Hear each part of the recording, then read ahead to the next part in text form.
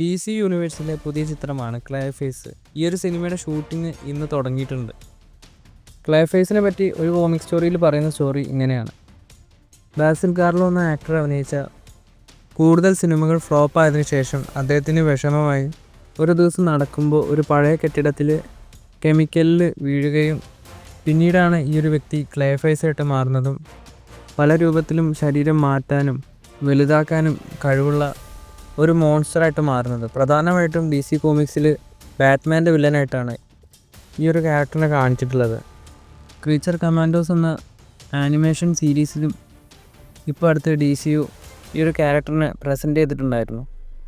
എന്തായാലും ക്ലെയർഫേസ് എന്ന cinema complete horror ഫിലിമായിട്ടാണ് വരാൻ പോകുന്നത്.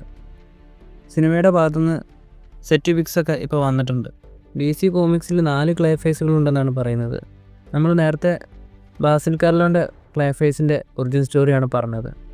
വരാൻ പോകുന്ന ക്ലെയർഫേസ് സിനിമയിൽ മാറ്റ് ഹേഗൻ്റെ ക്ലെയർഫേസിൻ്റെ സ്റ്റോറിയാണ് പറയാൻ പോകുന്നത്. അതായത് രണ്ടാമത്തെ ക്ലെയർഫേസ്.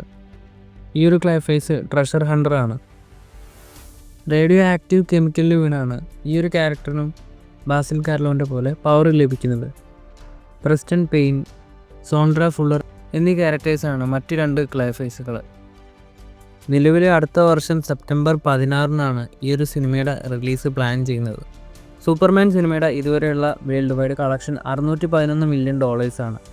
കമ്മീഷണർ ഗോർഡൻ ഗോതമിലേക്ക് മടങ്ങി വരാൻ പോകുന്നു. ദി ബാറ്റ്മാൻ 2 സിനിമയുടെ സ്ക്രിപ്റ്റ് ലഭിച്ചതായി ജെഫ്രി റൈറ്റ് ഇപ്പോൾ വെളിപ്പെടുത്തിയിട്ടുണ്ട്.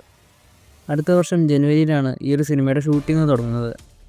സൂപ്പർ ഗേൾ സിനിമയുടെ റിലീസ് മെയ് 29 നിന്നും അടുത്ത വർഷം ജൂൺ 26 മാറ്റാനുള്ള ഒരുക്കത്തിലാണെന്ന് പറയുന്നുണ്ട്.